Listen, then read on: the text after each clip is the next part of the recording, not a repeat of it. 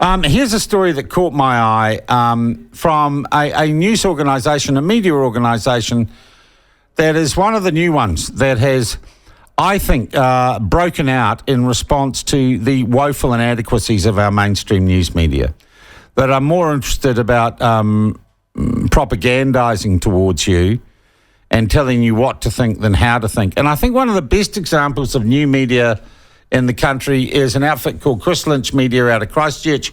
Chris is a former mainstream talkback radio host, videographer and journalist.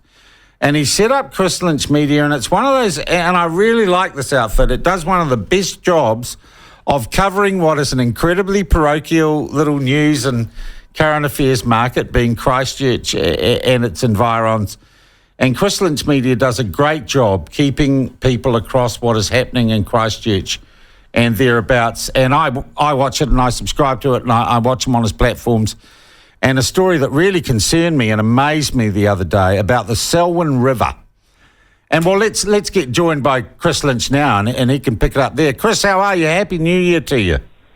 Happy New Year to you too. What a lovely introduction. Thank you for that, Sean. Well, look, I love your stuff. If I want to know what's happening in Christchurch, I go to Chris Lynch Media, and I know I'm going to get it straight. And so, you know, you're a guy after my own heart.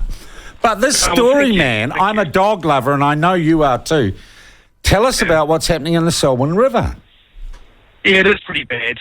So I guess you could say Canterbury Community Public Health officials, they've given themselves a new name, of course. They've been warning they've been warning the public to basically avoid not all of the river, but parts of the Selwyn River, particularly the shallow parts, because of this toxic algae. So I thought, well, let's head along there and see how bad it really is. So I met with Environment Canterbury's top scientist to see what it was all about. And I've got to say, this algae does look rather evil. It kind of reminds you of something you'd see on like Jim Henson's The Labyrinth. It's sort of a dark brown or black mat, and it does attach itself to rocks. But the problem is when it detaches itself from rocks and goes downstream, that's when the likes of kids and dogs can easily pick it up because of curiosity. And if they eat it, this stuff is bloody dangerous. It can kill dogs within half an hour. And I thought, well, that sounds, quite catastrophic and quite serious. But I did get private messages from people as soon as I reported on this story saying, it happened. It happened to my dog at the Groins in Christchurch.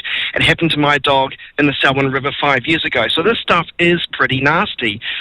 I guess the interesting part about all this story is, in some respects, Sean, this isn't anything new. This has been happening. I think there was a bit of a lull, if you can say that. Last year it was quite bad in 2021, but it seems to have flared up again this year. The sad part is it's not just parts of the Selwyn River, it's actually many Canterbury South Island rivers. But there is good news. When you go to the website that gives you all the information about how bad the rivers and lakes are across the South Island, there are many rivers that are actually quite fine. For example, I couldn't believe this when I read it. The Avon River in the central city, fine. If you wanted to go swimming in it, you probably could. Not that you would want to with the duck poo.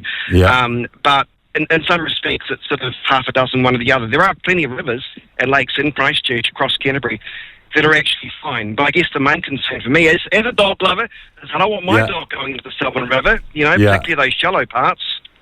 Chris, is there a treatment for it if it happens? Is there an antidote?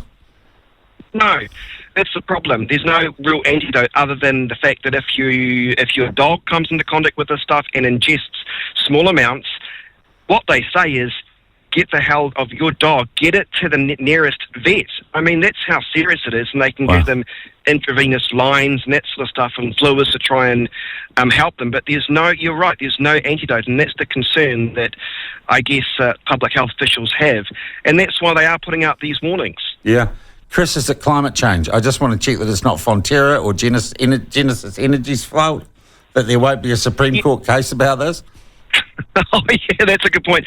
No, I mean, I was interested, obviously, to find out what was causing this, and the top scientist said, and these are her words, that, the favourable conditions include the right combination of warm temperatures, light sunshine, low or stable river flows. And so this has been happening over a long period, and she did say that I said to her, it does kind of seem like there's been an increase in this. I feel like I'm always reporting on public warnings now.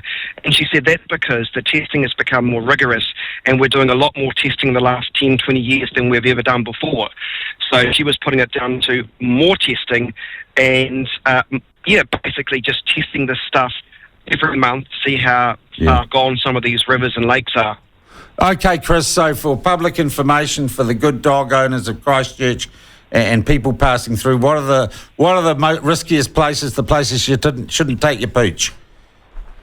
I would say the popular places across Canterbury at the moment is parts of the Selwyn River, just avoid it if you can, and also parts of the Ashley River north of Christchurch. There's some areas up there you want to avoid. But I'll tell you what, there's a really good website that collaborates all the public information that you need from the scientists, and that is, I think it's LAWA, so that's LAWA.org.nz, and that's got all the rivers and all the lakes that you can and can't take your dog. It's a really good website to go to.